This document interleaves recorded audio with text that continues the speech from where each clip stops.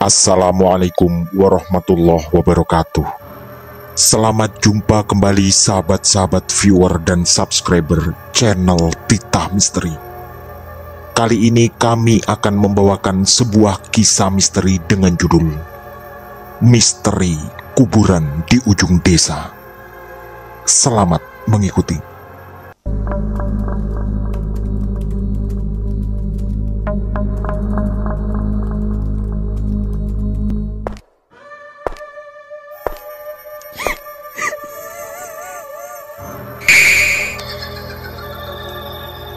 Jangan pernah mengikuti kisah ini sendirian. Jawa Tengah 1992. Pertunjukan wayang kulit malam itu ternyata membawa kenangan mengerikan bagi Warsito. Karena dalang yang tampil menurutnya tidak terlalu istimewa, dia pun memutuskan untuk pulang lebih cepat jauh sebelum pagelaran wayang benar-benar selesai. Suasana sunyi menyelimuti kawasan kuburan tua yang terletak di tepi desa Weringin.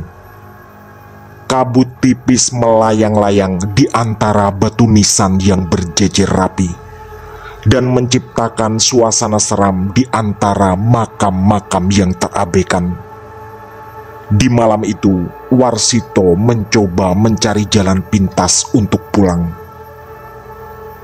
Dia sebenarnya jarang melewati lorong ini, tapi Warsito justru khawatir melewati jalan satunya, yang terkenal beberapa kali ada orang mabuk yang suka menghadang dan meminta uang di sana. Warsito pun berjalan sendirian melewati lorong-lorong sempit kuburan, diiringi oleh gemuruh angin malam dan suara ranting serta dedaunan kering yang berjatuhan. Suara jangkrik dan burung malam saling bersautan dan berpadu menyempurnakan kecemasan di hati Warsito. Cahaya bulan yang kokoh menghiasi langit, menyoroti batu-batu nisan yang terlihat membentuk bayangan-bayangan yang menakutkan. Tapi ada yang terasa tidak beres. Sayangnya perasaan itu baru muncul setelah dia berada di tengah-tengah pekuburan. Warsito merasa seolah-olah ada seseorang atau sesuatu yang mengikuti langkahnya. Sekuat tenaga, dia mencoba menepis rasa takut dan mengucapkan kata-kata berulang kali dalam hatinya. "Tidak ada setan, tidak ada setan," sambil mempercepat langkahnya. Saat Warsito sampai di sebuah persimpangan yang gelap, matanya menangkap sesosok bayangan berdiri tak jauh di depannya. Tubuhnya terlihat seperti seorang wanita dengan gaun putih yang terurai panjang. Wajahnya tidak jelas karena tertutup oleh bayangan tebal. Warsito merasa bulu kuduknya berdiri dan nafasnya tiba-tiba tersengal. Kamu siapa?" Begitu ucap Warsito dengan suara sangat gemetar. Walau tak jelas pertanyaan itu ditujukan pada siapa, karena bisa jadi ada pula makhluk lain di sekitarnya. Tak ada jawaban, hanya suara langkah kaki yang makin lama terdengar makin mendekat. Tak lama kemudian, setelah berputar-putar, bayangan itu menghadang tepat di depannya. Warsito mencoba melewati sosok itu, tapi bayangan aneh itu terus bergerak dan berjalan mengikuti setiap langkahnya. Jantung Warsito berdegup makin tak beraturan. Keringat dingin bercucur deras membasahi sekujur tubuh dan bajunya. Bukan hanya ketakutan, dia juga merasa sangat kebingungan. Akhirnya Warsito memutuskan untuk berlari. Tapi setiap langkah tampaknya semakin memanjangkan bayangan yang dari tadi mengejarnya. Bayangan itu seperti tak rela melepaskannya. Warsito tak punya pilihan lain. Dia harus terus berlari, melewati barisan nisan dan berusaha mencari jalan keluar dari pemakaman yang semakin terasa seperti labirin tak berujung yang sangat menyeramkan. Semuanya terasa sia-sia karena bayangan mengerikan itu terus mengikutinya. Entah apa yang diinginkan makhluk ini, dan entah pula siapa dia sebenarnya. Dan ketika Warsito merasa hampir putus asa, tiba-tiba terlihat sebuah batu nisan yang sangat mencolok di antara nisan-nisan lainnya.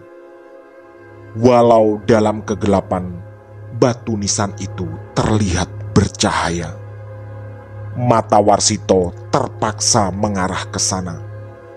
Batu nisan itu tak bernama, tapi tertera jelas di sana tanggal kematian.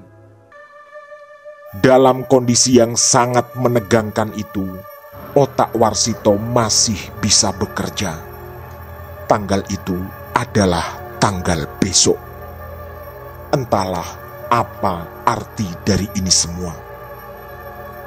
Akhirnya, setelah berusaha mengumpulkan segenap keberanian, Warsito menghentikan langkah dan lalu berbicara dengan suara bergetar. "Tolong jangan ganggu, aku cuma mau pulang, aku gak mau ganggu kalian." Dalam hati dia berharap ucapan penuh putus asa itu akan berguna kali ini. Tiba-tiba terdengar suara pusaran angin yang berhembus kencang. Di telinganya itu seperti suara angin puting beliung. Daun-daun kering juga terlihat berhamburan di udara, persis seperti pemandangan angin besar yang pernah dilihatnya di televisi. Lalu bayangan yang sepertinya wanita itu semakin mendekat ke arahnya. Dan tepat setelah berada di depan Warsito, sosok itu tiba-tiba menghilang ditelan kegelapan malam. Warsito mengelus dada penuh kelegaan. Ada beban besar yang terasa keluar dari pikirannya, walau ketakutan belum sepenuhnya hilang. Lalu, dengan hati-hati, Warsito melanjutkan perjalanannya. Tapi ternyata dugaannya salah kali ini. Baru beberapa langkah dan belum benar-benar keluar dari areal pekuburan, ada bayangan yang datang lagi. Dan bahkan kali ini dalam bentuk yang jauh lebih menyeramkan. Tepat di arah Warsito rencana mengayunkan kaki kanannya, sosok itu berdiri tanpa permisi. Warsito sadar dirinya sedang sendiri. Andai berteriak pun, mungkin tak ada orang yang mendengar karena jarak rumah terdekat pun masih cukup jauh. Warsito berencana berbalik arah dan berlari. Tapi ada satu pertanyaan yang juga menghantui. Apakah ini adalah makhluk yang tadi? Atau jangan-jangan makhluk yang berbeda? Jika memang ini makhluk berbeda, maka berbalik arah pasti tak akan menyelesaikan masalah. Karena di sana bisa jadi sosok menyeramkan tadi telah menunggu dan siap menakutinya lagi. Akhirnya, dengan sangat terpaksa, Warsito hanya berdiri dan tak berani melangkahkan kakinya. Sekujur tubuh terasa benar-benar rapuh kali ini. Sosok itu lalu mendekat dan semakin jelas bahwa dia adalah wanita. Tapi wajahnya tetap tak terlihat karena tertutup rambut panjang yang terurai mengerikan di depan wajah dan dadanya. Lalu sosok wanita itu duduk bersila tepat di hadapan Warsito. Entah kekuatan apa yang tiba-tiba muncul, yang membuat Warsito juga mengikuti gerakan sosok ini. Warsito duduk bersila dan dengan posisi berhadap-hadapan dengan sosok mengerikan ini. Kemudian, sosok itu mulai menyanyikan sebuah tembang Jawa kuno dengan suara merdu dan mendayu-dayu. Warsito teringat, ini adalah tembang yang dulu sering dinyanyikan oleh almarhum neneknya ketika sedang memasak di dapur. Hanya saja, Warsito lupa judul dan keseluruhan liriknya.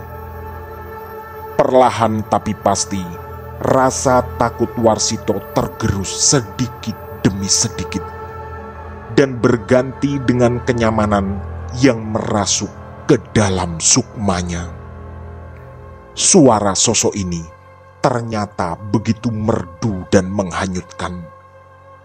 Tak terasa Warsito menikmati sampai tembang benar-benar selesai dinyanyikan. Lalu, sosok itu tiba-tiba melompat ke udara. Tak lama kemudian, dia membuat gerakan melayang-layang seperti memamerkan kemampuannya pada Warsito. Rasa takut Warsito pun muncul kembali setelah tadi sempat hilang ketika mendengarkan tembang Jawa kuno.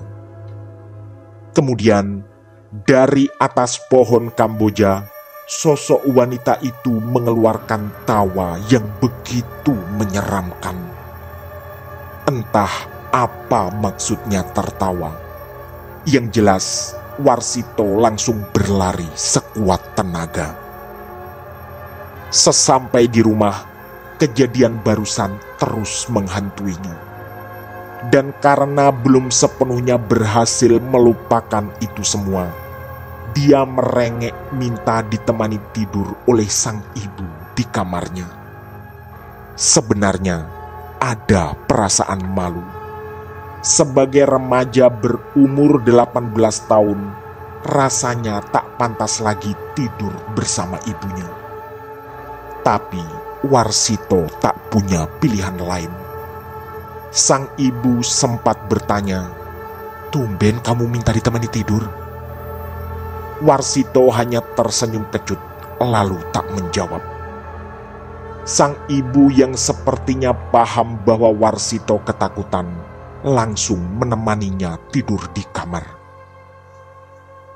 Karena kali ini tidak lagi sendirian, Warsito merasa jauh lebih nyaman, walau kejadian tadi terus menghantui pikirannya. Setelah berjuang cukup lama, Warsito pun terkirim ke alam tidur. Tiba-tiba, dia merasa berada di sebuah kuburan. Dan itu adalah makam Mbah Tarno, almarhum kakeknya. Tak ada rasa takut sama sekali, termasuk ketika secara ajaib tanah kuburan bergoyang dengan hebat. Lalu keluarlah sang kakek dari sana. Mbah Tarno langsung memeluk Warsito, yang dulu memang menjadi cucu kesayangannya. Sambil memeluk Warsito, sang kakek membisikkan kalimat yang mengejutkan. "Warsito cucuku, kamu sekarang punya kelebihan, dan ini adalah ilmu yang kuwariskan padamu." Warsito memeluk sang kakek semakin erat, tapi tak paham apa maksud perkataan Mbah Tarno. Sang kakek lalu sejenak mengendurkan pelukannya. Kemudian menatap kedua mata Warsito dengan sangat tajam. Lalu Mbah Tarno seperti meniupkan sesuatu ke ubun-ubun Warsito. Bagi Warsito, rasanya begitu nyaman dan sejuk. Lalu, setelah Mbah Tarno memeluknya lagi dengan erat, Warsito pun terbangun. Ekor matanya sempat melihat jam dinding jam 11:25. Seingatnya, angka terakhir yang dilihatnya tadi sebelum tidur adalah 11:20. Berarti dia hanya sebentar tertidur. Sang ibu terlihat begitu nyenyak di sampingnya. Karena tak bisa lagi tidur, Warsito pun hanya berbaring sambil terus berpikir apa maksud dari rangkaian kejadian ini. Mulai dari ditemui sosok menakutkan di kuburan, lalu didatangi oleh sang kakek dalam mimpinya.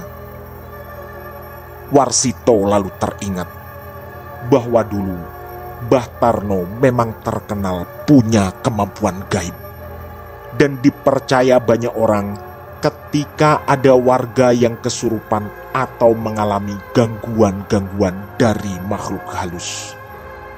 Hanya saja, semua anak beliau tak ada yang terlihat tertarik dengan dunia seperti itu, termasuk bapaknya Warsito. Sambil terus berpikir, Warsito pun teringat lagi bahwa tadi dalam mimpinya sang kakek mengatakan bahwa dirinya punya kelebihan dan telah mewarisi ilmu dari beliau. Otak Warsito terus mencari-cari apa maksudnya. Setelah cukup lama lagi berpikir, otaknya menemukan satu momen yang tadi dialami, yaitu ketika ditemui sesosok wanita di kuburan. Ada satu pusara yang tak bernama, tapi bertuliskan tanggal besok. Apakah ini yang dimaksud kelebihan oleh Mbah Tarno? Dan apakah ini artinya akan ada yang meninggal besok? Pertanyaan itu bertubi-tubi menyerang pikiran Warsito. Tak lama kemudian, terdengarlah suara pusaran angin cukup kuat di luar jendela. Di sana, kebetulan ada pohon mangga cukup besar, dan sepertinya suara itu berasal dari atas pohon mangga. Warsito lalu berusaha mempertajam pendengarannya. Sempat diliriknya sang ibu di samping, tapi Warsito tak tega membangunkan beliau. Dengan rasa penasaran yang sangat kuat, Warsito terus menunggu apa yang akan terjadi. Suara pusaran angin terus terdengar. Sampai setelah sekitar 5 menit, suara itu berhenti dan hilang sama sekali. Yang tersisa hanyalah keheningan. Bahkan suara hewan malam, jangkrik dan burung malam yang biasanya terdengar, kini tak ada sama sekali. Warsito sangat bisa merasakan bahwa kesunyian ini begitu aneh. Setelah beberapa saat, terdengarlah suara seorang wanita yang menyanyi. Warsito pun berusaha sejenak mengingat, sampai akhirnya dia menemukan sesuatu di pikirannya, bahwa ini adalah tembang kesukaan almarhum neneknya yang juga didengarnya tadi dinyanyikan oleh sosok wanita mengerikan di kuburan. Lagi-lagi, Warsito merasakan kenyamanan yang luar biasa. Dan lagu itu dibawakan sampai benar-benar selesai. Setelah itu, terdengar lagi suara pusaran angin yang diikuti tawa menyeramkan. Juga dari arah pohon mangga di luar jendela kamar Warsito. Anehnya, tak lama kemudian Warsito tiba-tiba mengantuk. Dan tak butuh waktu lama, dia pun tertidur lagi di samping sang ibu. Dan untungnya, tak ada mimpi aneh apapun yang dialaminya kali ini. Pagi harinya, Warsito diajak bapaknya untuk memperbaiki kandang kambing di belakang rumah. Aktivitas ini berhasil membuat Warsito melupakan semua kejadian aneh dan mengerikan tadi malam. Dia juga terus berbincang-bincang dengan bapaknya. Tapi semua topik adalah tentang kambing.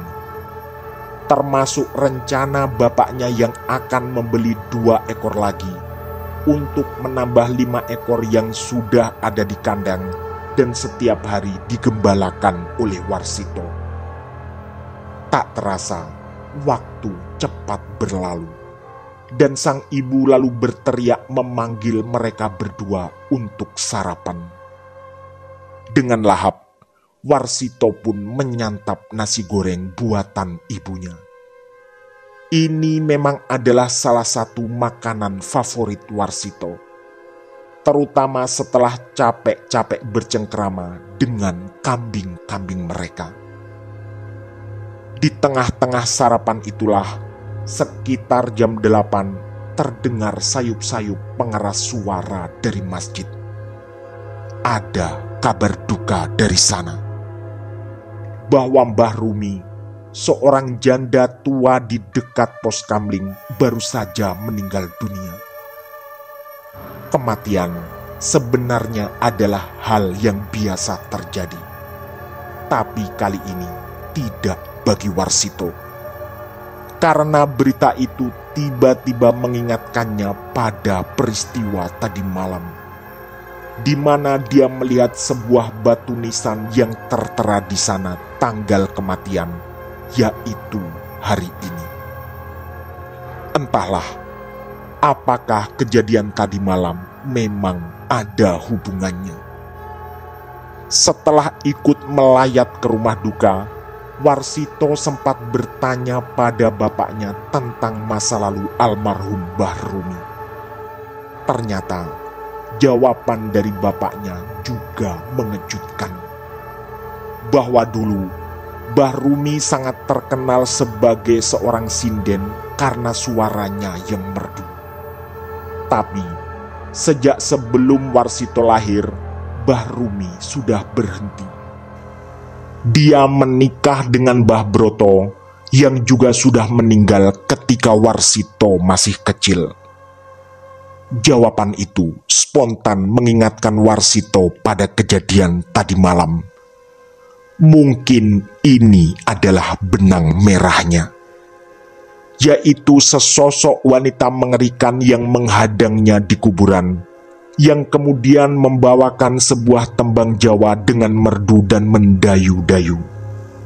Juga suara itu pula yang didengarnya di luar jendela kamar. Serta tak lupa batu nisan tak bernama yang bertuliskan tanggal kematian hari ini. Dan mungkin juga inilah yang dimaksud oleh almarhum Mbah Tarno ketika bertemu dengan Warsito dalam mimpi tadi malam. Entahlah, tapi yang jelas, sejak saat itu Warsito beberapa kali mengalami kejadian atau mimpi aneh ketika ada salah satu tetangga yang akan meninggal. Kejadiannya selalu mirip. Entah ketika melintas di kuburan atau dalam mimpi, Warsito selalu melihat pusara putih yang bersinar dan mencolok dibanding batu-batu nisan yang lain. Kejadiannya juga sama. Pusara itu selalu tak bertuliskan nama, tapi bertuliskan tanggal kematian. Bagi Warsito, Ini bukanlah kelebihan seperti yang pernah dikatakan Mbah Tarno dalam mimpinya. Justru Warsito mengalami ketakutan setiap kali ada peristiwa seperti itu. Waktu dan tahun terus berjalan, dan kemampuan itu tak pernah hilang dari Warsito. Hanya saja, Warsito justru tak mendapatkan tanda-tanda apapun ketika orang-orang terdekatnya meninggal, termasuk bapak dan ibunya, yang meninggal setelah Warsito sudah berumah tangga. Warsito juga tak pernah bercerita pada siapapun setiap kali mengalami kejadian yang selalu datang sebagai pertanda itu. Baginya, kematian adalah sebuah kepastian, dan seharusnya memang menjadi satu pelajaran, agar kita senantiasa berhati-hati dalam melangkah, karena ada kehidupan setelah kematian. Tamat. Demikian kisah misteri dari kami kali ini. Semoga kisah-kisah kami menghibur dan menemani sahabat semua. Mohon maaf apabila terdapat kesalahan dalam pemilihan atau penuturan kata. Kami atas nama segenap kru Titah Misteri mengucapkan terima kasih.